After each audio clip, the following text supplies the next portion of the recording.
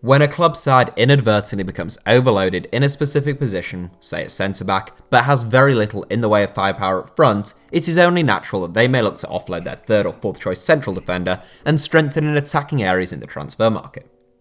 National teams have no such luxury, however. Within the weird and wonderful world of international football, you have a pool of players that only alters as youngsters break through into the game and as others retire. This can seem particularly unfortunate for some of the smaller nations, such as Slovenia, whose two best players for a number of years were goalkeepers Sami Handanovic and Jan Oblak, before Handanovic retired from international football. It's a similar story at left-back for Scotland, with a case to be made for Andy Robertson and Kieran Tierney being the Tartan Army's two finest players, but both sharing a position. In this 7, which was suggested to us by Lennart on Twitter, I'll be looking for 7 national teams even more overloaded in just one position than the aforementioned duo. Here are 7 national teams that are overloaded in just one position.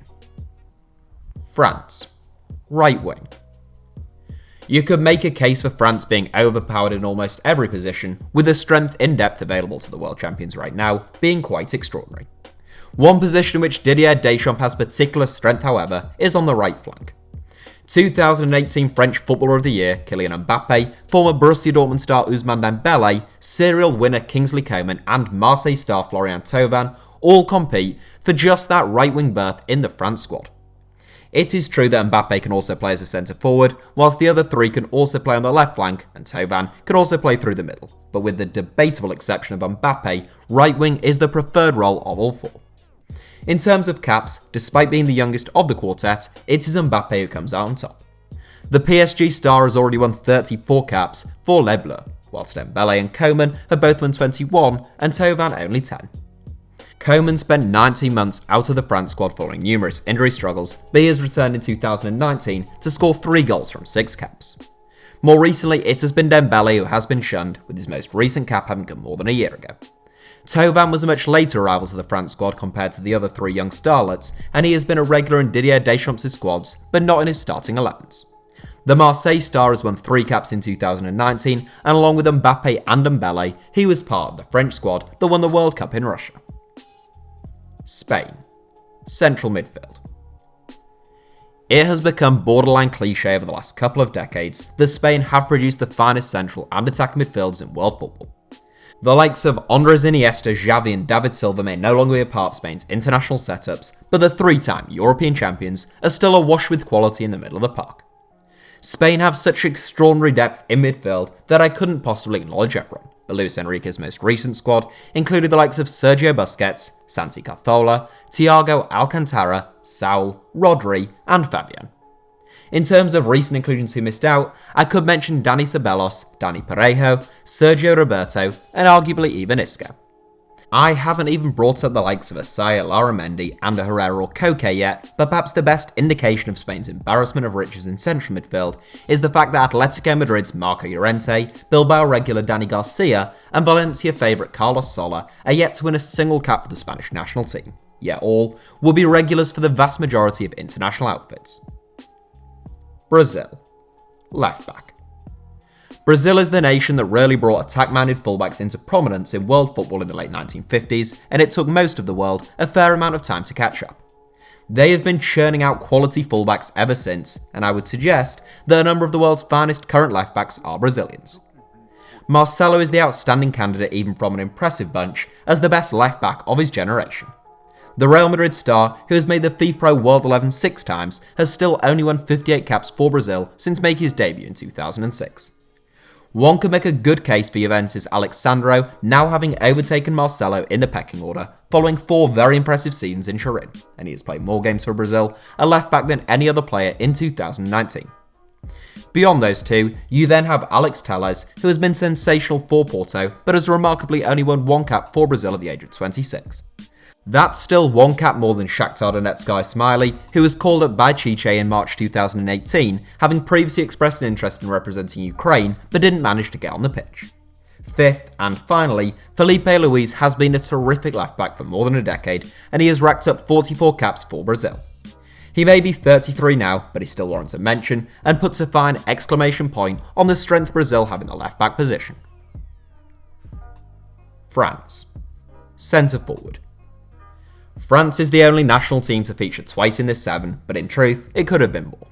From centre-back to centre-forward, Les Bleus are blessed with class all over the park. One could make a good case for centre-forward still being the position in which France has the most depth, despite the fact it has sometimes been cited as a problem position for Didier Deschamps. A former World Cup winner himself as a player, Deschamps has always been fond of having a big target man up front. That is why Olivier Giroud has tended to be his first choice through the middle, and France won the World Cup in 2018, despite Giroud failing to score a single goal. Do not be fooled into thinking France don't have alternatives aplenty to Giroud, however, and I will mention a few here.